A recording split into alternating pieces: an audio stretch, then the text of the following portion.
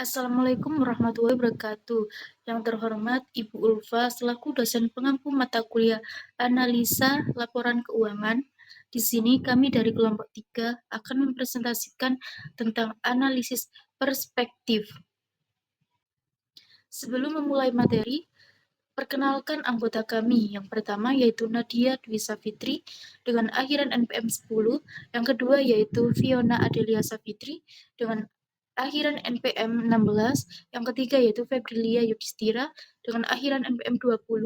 Yang keempat yaitu Nadila Citra Widayati dengan akhiran NPM 36.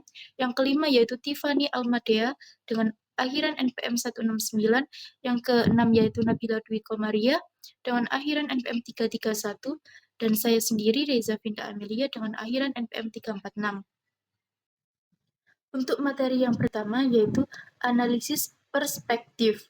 Analisis perspektif sendiri yaitu dapat dilakukan hanya setelah laporan keuangan historis disesuaikan untuk mencerminkan kinerja ekonomis perusahaan secara akurat.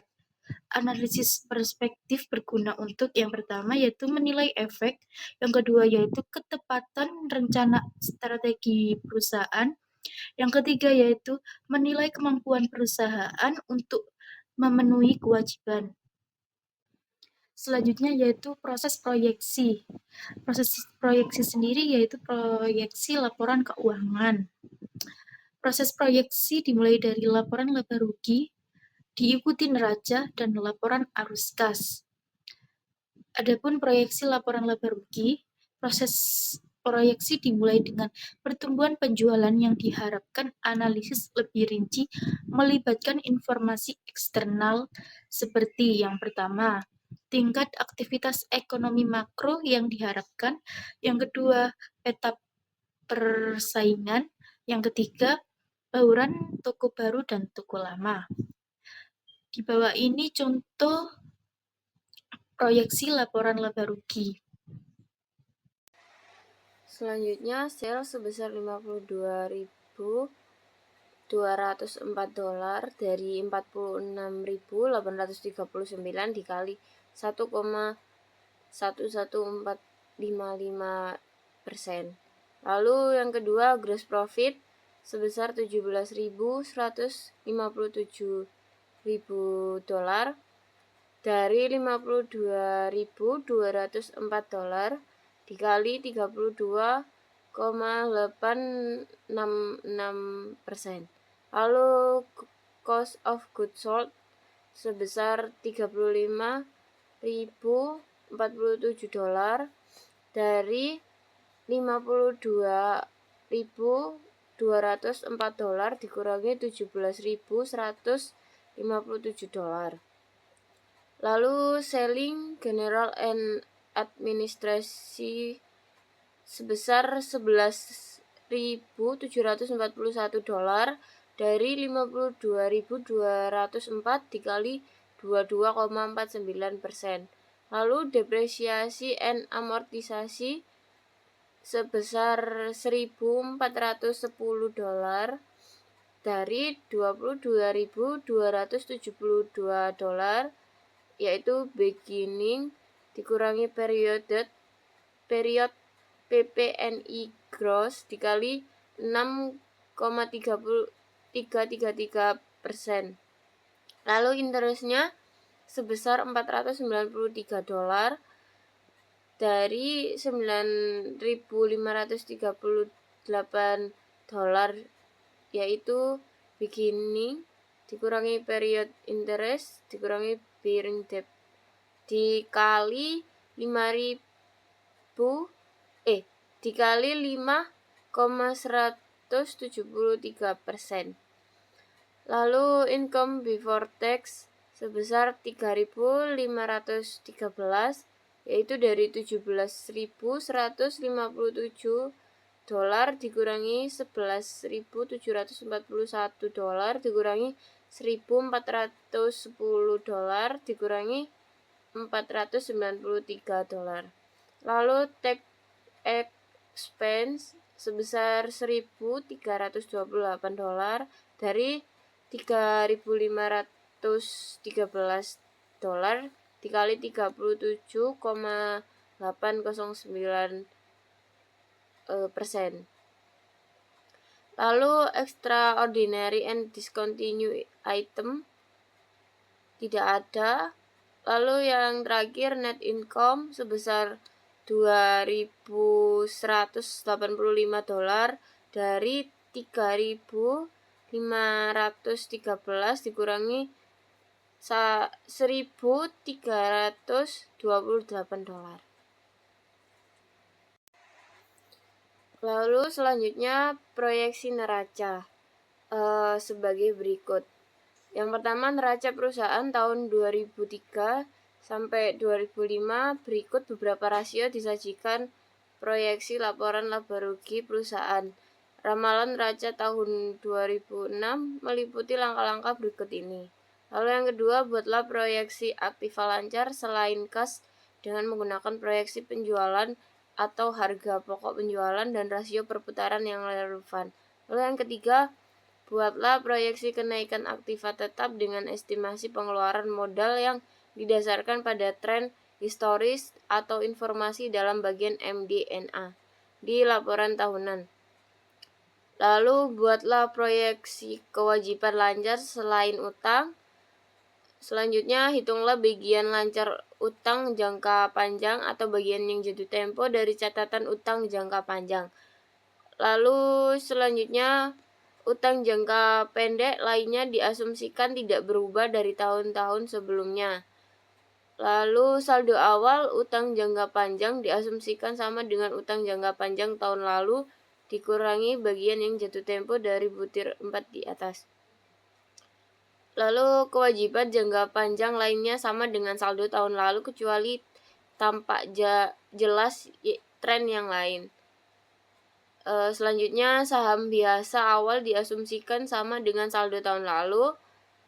Lalu laba ditahan diasumsikan sama dengan saldo tahun lalu ditambah atau dikurangi dengan laba rugi bersih dan dikurang dividen yang diperkirakan. Lalu pas ekuitas lainnya diasumsikan sama dengan saldo tahun lalu kecuali tampak tren yang nyata. Lalu yang terakhir, untuk memulai proyeksi piutang, persediaan aktiva tetap, utang usaha, dan akrual bebas menggunakan proyeksi penjualan dan harga pokok penjualan serta tingkat perputarannya. Berikut rumusnya. Lalu selanjutnya perhitungan proyeksi piutang usaha. Selanjutnya proyeksi piutang usaha dihitung sebagai berikut. Kewajiban jangka panjang lainnya sama dengan saldo tahun lalu kecuali tampak jelas tren yang lain.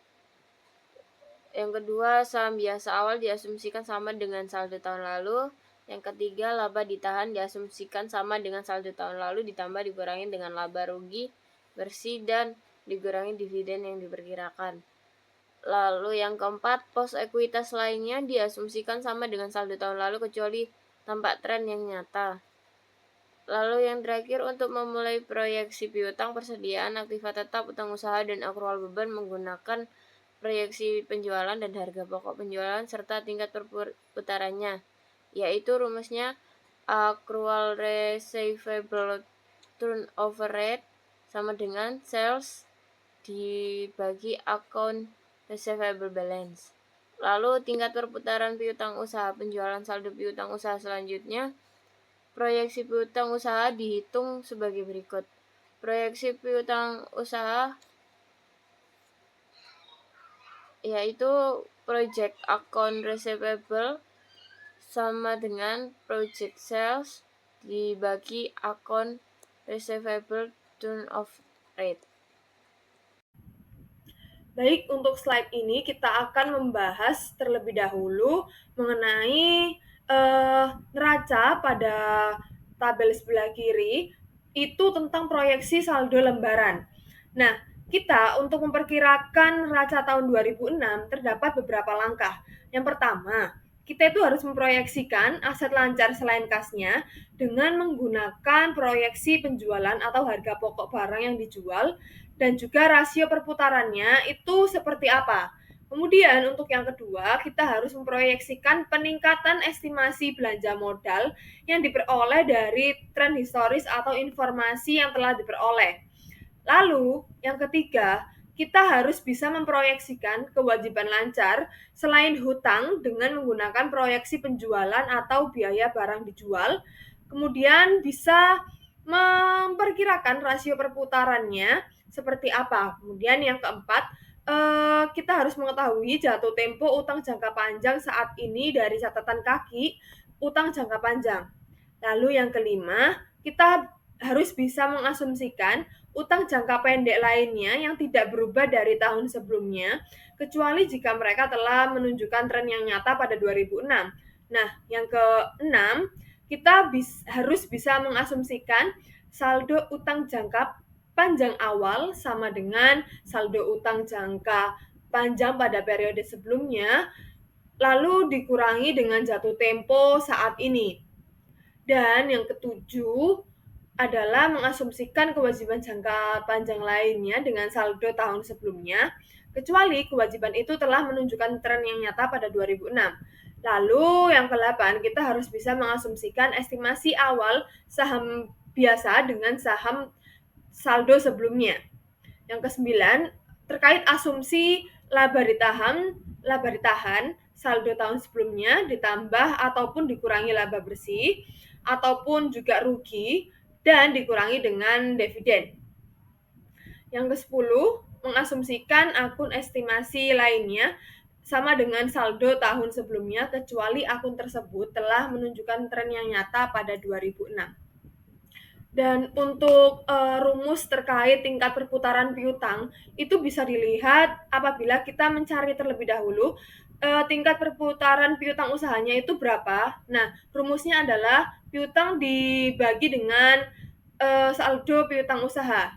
Setelah kita memproyeksikan tingkat perputaran, selanjutnya kita harus memproyeksikan piutang yang dapat dihitung. Rumusnya adalah proyeksi utang usaha di proyeksi penjualan dibagi dengan tingkat perputaran piutang usaha. Pada tabel yang sebelah kanan itu kan dijelaskan nih terkait perputaran dari atau perkiraan analisis neraca pada 2006. Nah, nanti akan saya jelaskan terdapat beberapa langkah yang harus kita hitung dan kita perkirakan. Nah, ini adalah perhitungan dari tabel yang sebelah kanan terkait asumsi analisis neraca tahun 2006. Terdapat setidaknya 17 langkah. Nah, yang pertama, kita harus menghitung terkait persediaan itu dengan cara saldo penjualan dibagi dengan perputaran piutang, maka hasilnya sebesar 5.650. Kemudian yang kedua, dari persediaan itu dihitung dari HPP dibagi dengan perputaran persediaannya, maka sebesar 6.001 perak. Nah, untuk aset lancarnya itu tidak ada perubahan, dan untuk PPNA itu dihitung dari saldo tahun sebelumnya dikali dengan belanja modal. Nah, belanja modal ini dihitungnya dari 6,431% dikali dengan dibagi dengan saldo persentase penjualannya. Hasilnya itu akan sebesar 25.629. Dan untuk langkah yang kelima terkait akumulasi penyusutan dihitung dari saldo sebelumnya dikali dengan perkiraan penyusutannya nih, maka hasilnya sebesar 6.822. Lalu untuk net dari PPNA itu kita menghitungnya sebesar 25.629 dikurangi 6.822, maka hasilnya 18.807 perak. Nah, untuk yang ke-8 terkait hutang usaha, kita menghitungnya dari harga pokok penjualan dibagi dengan harga yang harus dibayarkan. Hasilnya adalah 6.441. Dan yang ke-10 itu kita harus mencari beban yang harus dibayarnya dari saldo penjualan dibagi dengan perputaran beban yang masih harus dibayar. Hasilnya adalah 1.820. Yang ke-11 kita menghitung pajak yang harus dibayar. Nah, menghitungnya dengan cara beban pajak dikali dengan persentase pajak yang harus dibayar, maka hasilnya adalah 352. Dan untuk yang ke-12, pajak penghasilan tangguhan dan juga kewajiban lainnya itu tidak ada perubahan. Yang ke-13, terkait utang jangka panjang itu dihitung dengan saldo utang jangka panjang tahun sebelumnya dikurangi dari jadwal jatuh tempo saat ini. Maka hasilnya adalah sebesar 8.283. Dan yang ke-14 terkait saham biasa tidak ada perubahan. Untuk tambahan modal di store juga tidak ada tambahan. Yang ke-16 terkait laba ditahan, itu cara menghitungnya laba tahan tahun sebelumnya, kemudian ditambah dengan proyeksi laba bersih, lalu akan dikurangi dengan perkiraan dividennya. Maka hasilnya adalah 13.054. Dan untuk kas itu jumlah yang dibutuhkan untuk menyeimbangkan dari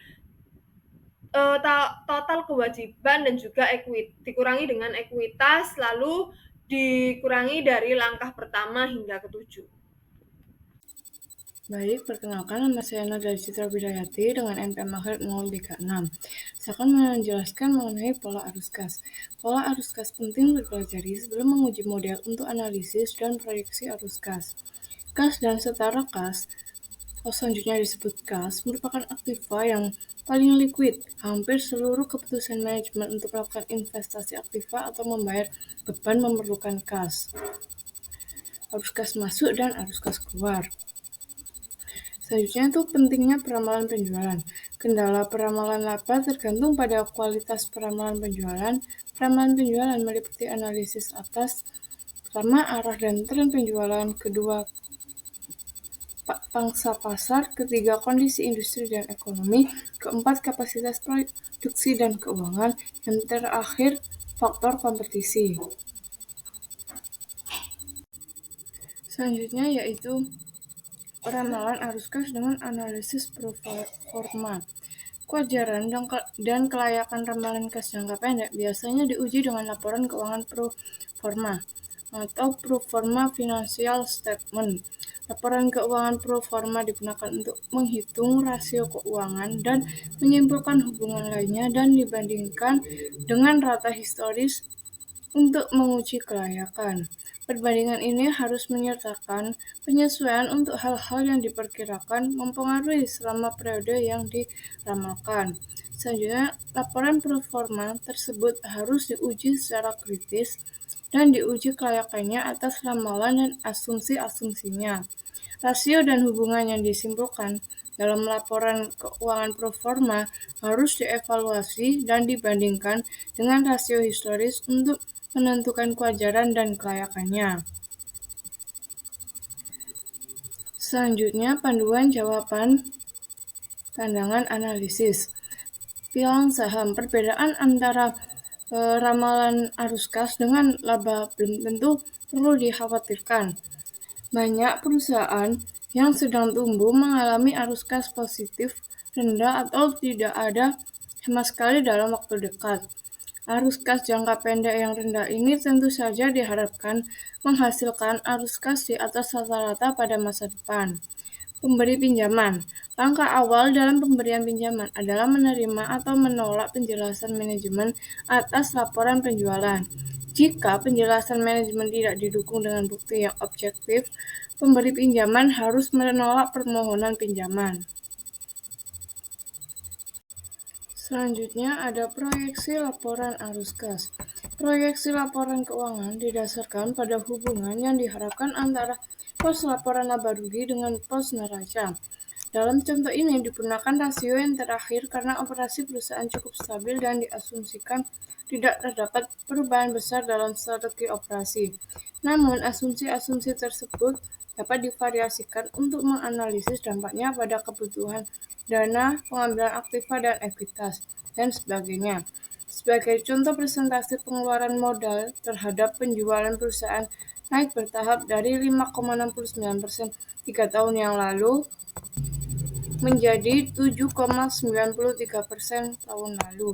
Selanjutnya akan dijelaskan oleh rekan saya. Terima kasih. Saya Febrilia Yudhistira dengan NPM akhir 020 akan menjelaskan materi tentang analisis sensitivitas. Proyeksi laporan keuangan didasarkan pada hubungan yang diharapkan antara pos laporan laba rugi dengan pos neraca. Dalam contoh ini digunakan rasio yang terakhir karena operasi perusahaan cukup stabil dan diasumsikan tidak terdapat perubahan besar dan strategi operasi. Namun asumsi-asumsi tersebut dapat divariasikan untuk menganalisis dampaknya pada kebutuhan dana, pengembalian aktivitas dan ekuitas, dan sebagainya. Sebagai contoh presentasi pengeluaran modal terhadap penjualan perusahaan naik bertahap dari 5,693% 3 tahun yang lalu menjadi 7,93% tahun lalu. Jika diasumsikan kenaikan yang sama di tahun 2002 menjadi 9%, pengeluaran modal akan naik menjadi 3,83 miliar dolar yang memerlukan dana tambahan sebesar 500 juta dolar. Kenaikan yang sama juga dapat berasal dari penurunan perputaran piutang dan perputaran persediaan. Analisis seringkali menyiapkan beberapa proyeksi untuk menguji skenario terbaik sebagai tambahan atas skenario yang paling mungkin terjadi. Analisis sensitivitas ini menunjukkan asumsi mana yang memiliki dampak paling besar pada hasil keuangan dan sebagai konsekuensinya membantu identifikasi area yang memerlukan pemeriksaan lebih lanjut. Selanjutnya, aplikasi analis perspektif dalam penilaian laba sisa. Model penilaian laba sisa menentukan nilai ekuitas pada saat T sebagai jumlah nilai buku kini dan nilai sekarang laba sisa yang diperkirakan di masa depan, yang dapat dihitung dengan rumus yang tertera, di mana BV merupakan nilai buku dari akhir periode T. REIT plus N sebagai laba sisa di periode plus N, dan K sebagai biaya modal. Laba sisa atau residual income pada waktu T didefinisikan sebagai laba bersih komprehensif dikurangi dengan pembebanan pada nilai buku awal, yaitu REIT sama dengan NIT buka kurung K dikalikan BV T-1. Proses penilaian memerlukan estimasi laba bersih di masa depan dan nilai buku ekuitas pemegang saham. Modal penilaian memerlukan estimasi atas 6 parameter sebagai berikut. Yang pertama, pertumbuhan penjualan. Yang kedua, margin laba bersih atau laba bersih penjualan. Yang ketiga, perputaran modal kerja bersih atau penjualan atau modal kerja bersih. Yang keempat, perputaran aktiva tetap atau penjualan. Yang kelima, leverage keuangan atau aktiva operasi. Dan yang terakhir adalah biaya modal ekuitas. Assalamualaikum warahmatullahi wabarakatuh. Perkenalkan, nama saya Fiona Dela Savitri dengan MPM akhir 16. Di sini saya akan menjelaskan mengenai perhitungan laba bersih, modal kerja bersih, modal aktiva tetap, serta ekuitas. Untuk laba bersih, cara perhitungannya sendiri yaitu laba bersih sama dengan penjualan dikali margin laba bersih. Untuk modal kerja bersih, untuk perhitungannya sendiri yaitu penjualan dibagi dengan tingkat perputaran modal kerja bersih. Untuk modal aktiva tetap, perhitungannya sendiri yaitu penjualan dibagi dengan tingkat perputaran aktiva tetap. Untuk yang terakhir yaitu perhitungan ekuitas, yaitu total ekuitas pemegang saham sama dengan total aktiva operasi dibagi dengan leverage. Sedangkan aktiva tetap yaitu didapat dari modal kerja bersih dikali dengan aktiva tetap. Untuk selanjutnya yaitu tren penggerak nilai. Model laba sisa menentukan harga saham sebagai nilai buku ekuitas pemegang saham ditambah dengan nilai sekarang dari laba sisa atau residual income yang diperkirakan, yang dimana residual income dikurangi dengan net income dikurangi dengan Hasil dari biaya modal dikali book value dikurangi 1.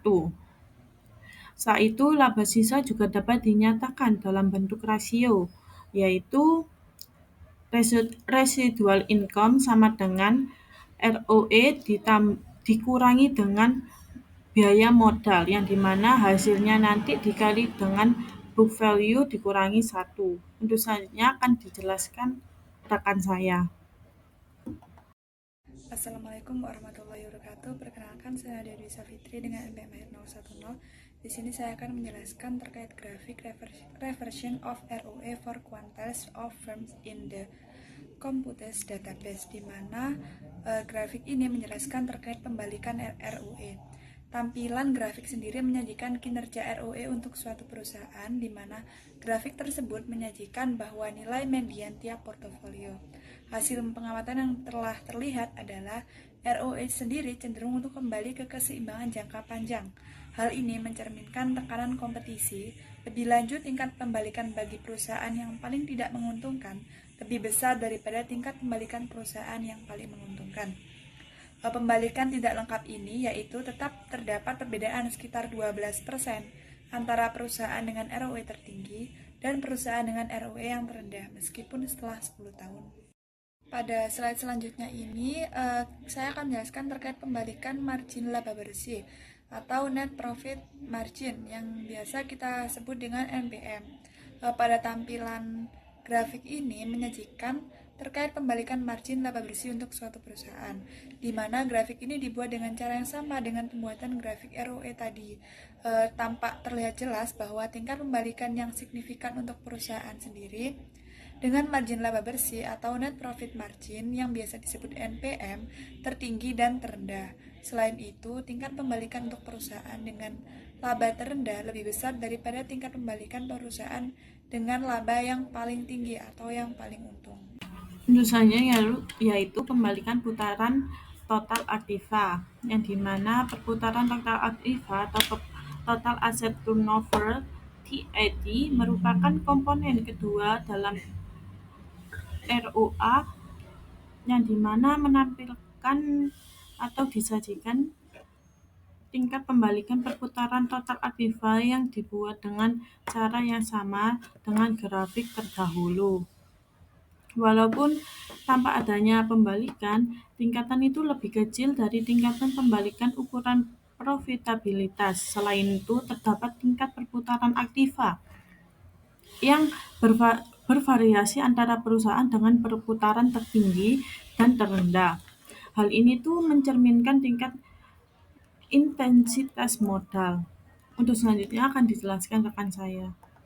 Sekian pemaparan video materi dari kelompok kami. Apabila terdapat kesalahan kata, mohon dimaafkan. Wassalamualaikum warahmatullahi wabarakatuh.